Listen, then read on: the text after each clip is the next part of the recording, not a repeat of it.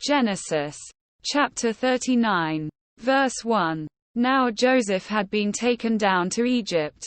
Potiphar, an Egyptian who was one of Pharaoh's officials, the captain of the guard, bought him from the Ishmaelites who had taken him there.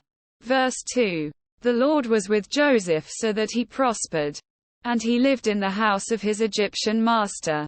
Verse 3. When his master saw that the Lord was with him and that the Lord gave him success in everything he did. Verse 4. Joseph found favor in his eyes and became his attendant. Potiphar put him in charge of his household, and he entrusted to his care everything he owned. Verse 5. From the time he put him in charge of his household and of all that he owned, the Lord blessed the household of the Egyptian because of Joseph. The blessing of the Lord was on everything Potiphar had, both in the house and in the field. Verse 6. So Potiphar left everything he had in Joseph's care, with Joseph in charge. He did not concern himself with anything except the food he ate. Now Joseph was well built and handsome. Verse 7. And after a while his master's wife took notice of Joseph and said, "Come to bed with me." Quote. Verse 8. But he refused. "With me in charge," he told her, "my master does not concern himself with anything in the house. Everything he owns he has entrusted to my care." Verse 9. No one is greater in this house than I am.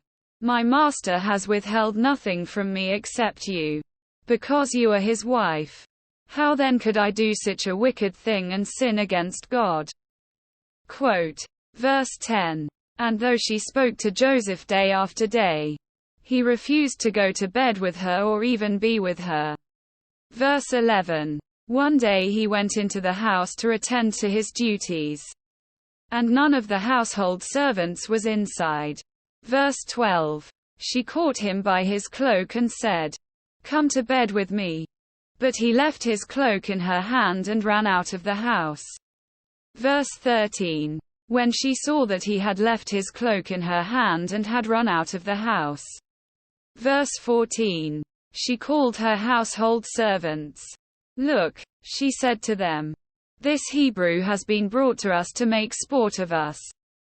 He came in here to sleep with me, but I screamed." Verse 15. When he heard me scream for help, he left his cloak beside me and ran out of the house. Verse 16. She kept his cloak beside her until his master came home. Verse 17. Then she told him this story. "That Hebrew slave you brought us came to me to make sport of me." Verse 18. But as soon as I screamed for help, he left his cloak beside me and ran out of the house.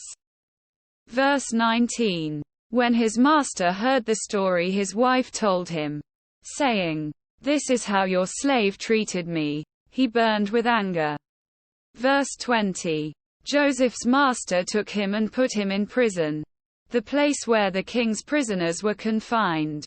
But while Joseph was there in the prison. Verse 21. The Lord was with him. He showed him kindness and granted him favor in the eyes of the prison warden. Verse 22. So the warden put Joseph in charge of all those held in the prison, and he was made responsible for all that was done there. Verse 23. The warden paid no attention to anything under Joseph's care, because the Lord was with Joseph and gave him success in whatever he did.